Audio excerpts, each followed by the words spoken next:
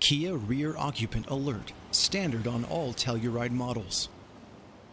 The system is designed to provide 3 separate alarms, alerting the driver that someone may be left in the second or third row seats. First alert. A chime sounds and a check rear seats message appears on the instrument panel when the car is turned off.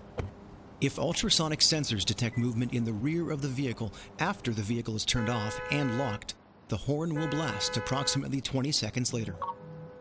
If the driver has installed the Kia Access app on their smartphone and activated the Rear Occupant Alert notification, an alert will be sent to their phone. To function, Rear Occupant Alert must be activated via the vehicle controls as described in the owner's manual. To receive smartphone alerts, a compatible device must be used and the Kia Access app downloaded and activated. Rear Occupant Alert is not a substitute for one's attention and may not detect all movement within the vehicle. Always check the vehicle's interior when exiting the vehicle.